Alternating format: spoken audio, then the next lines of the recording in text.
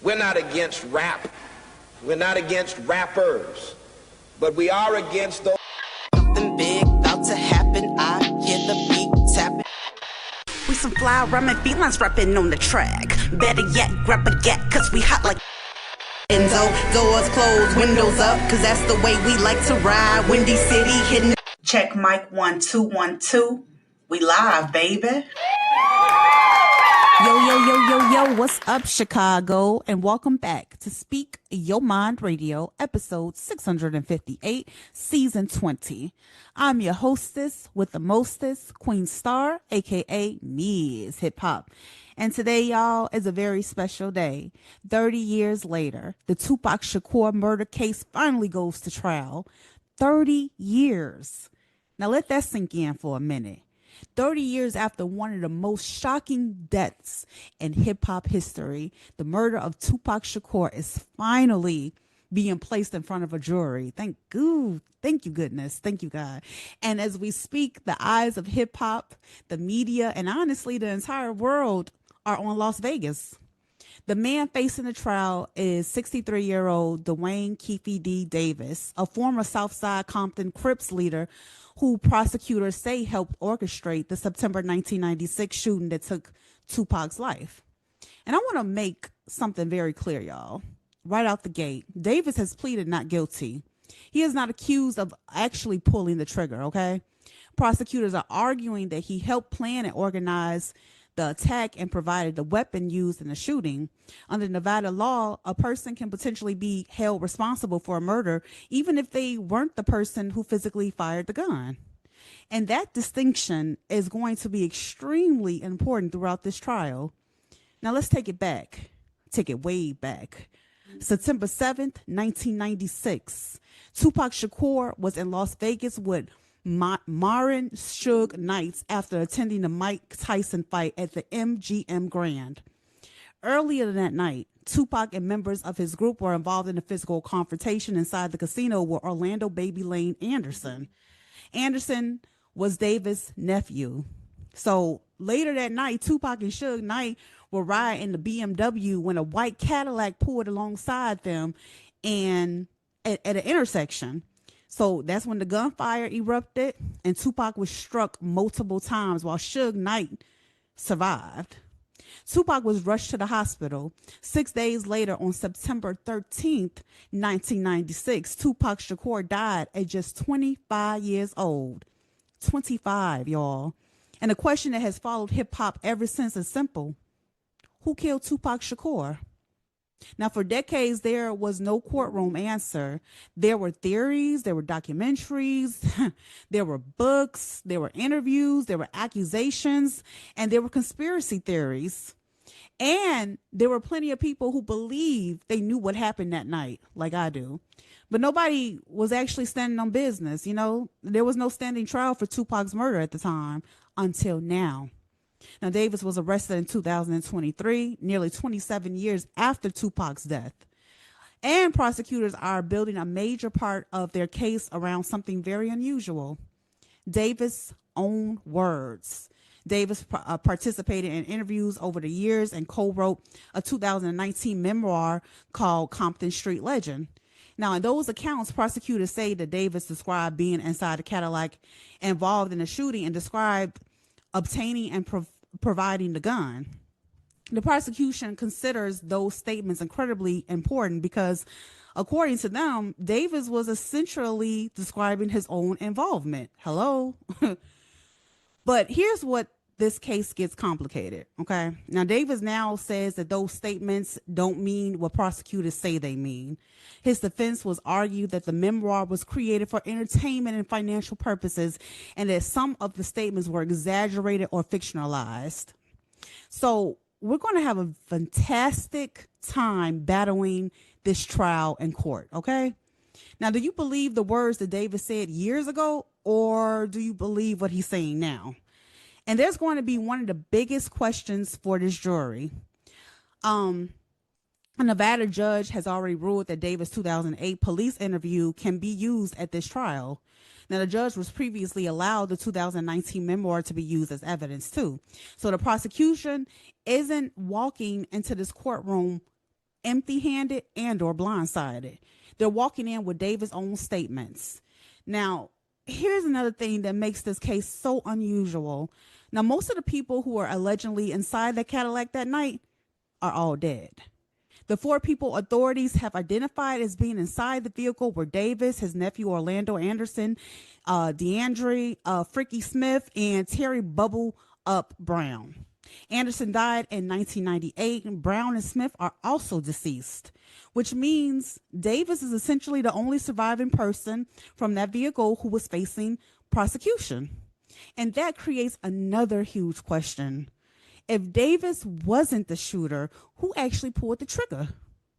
For years, Orlando Anderson was widely suspected of being the gunman, but Anderson was never charged with Tupac's murder.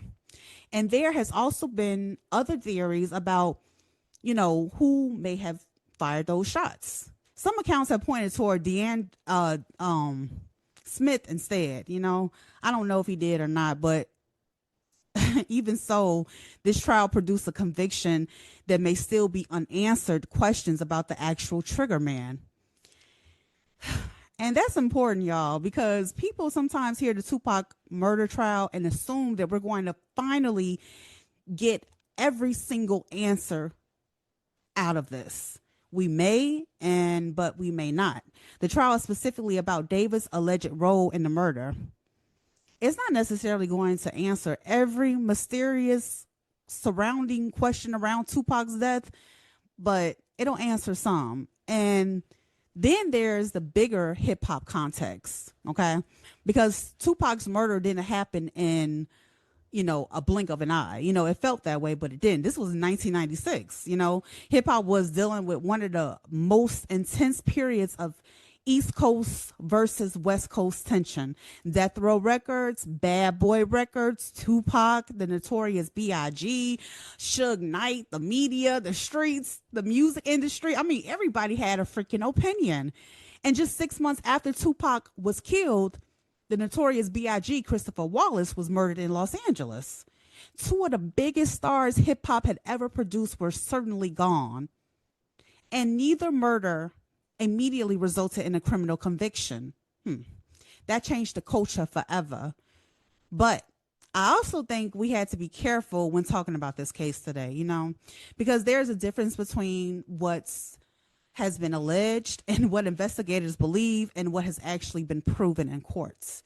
That's especially important with a case this old and this famous. There have been decades of documentaries, interviews, rumors and theories, but a courtroom works differently. The prosecution has to prove its case beyond a reasonable doubt.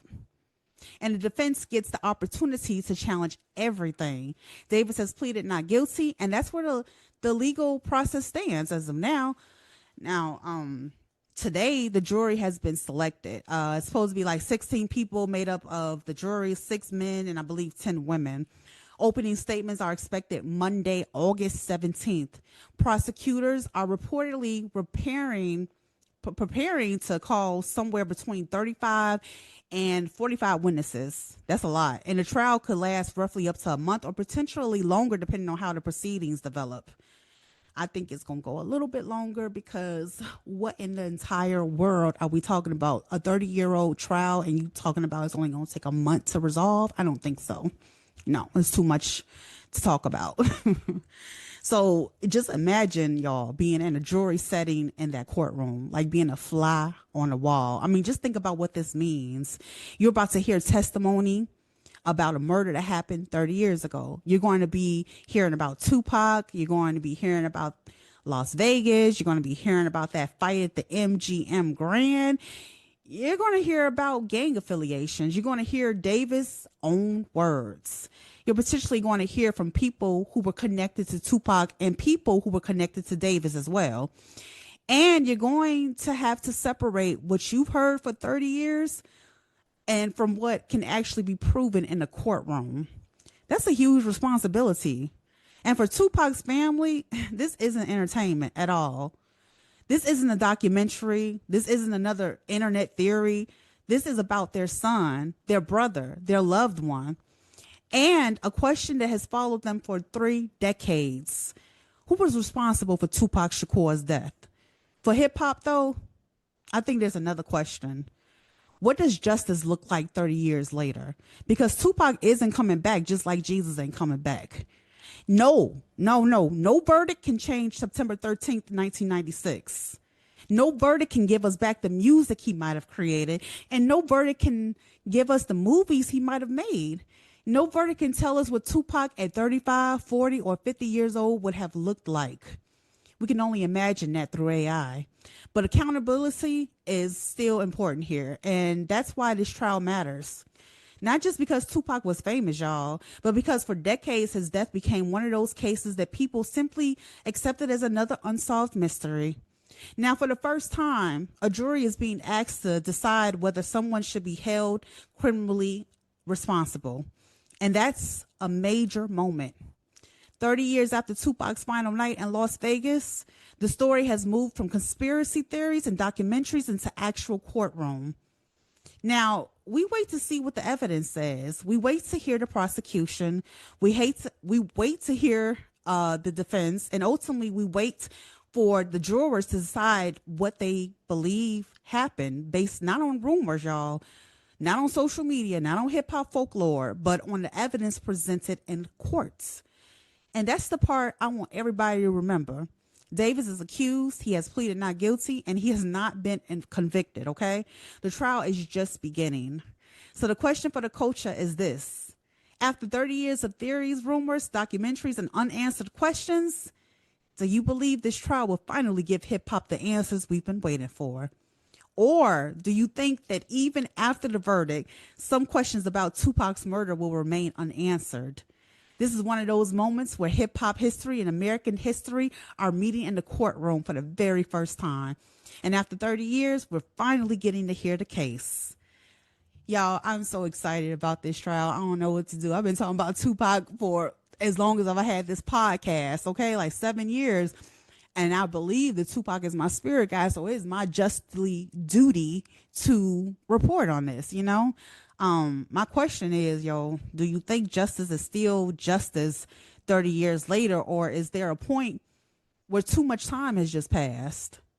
Answer the questions in the comment section on Spotify, iHeartRadio, YouTube, Facebook, and anywhere where you hear this message at from Tupac Shakur. We love you so much, Tupac fans, all the way from, you feel me, all around the world, because everybody is a Tupac fan as far as I'm concerned.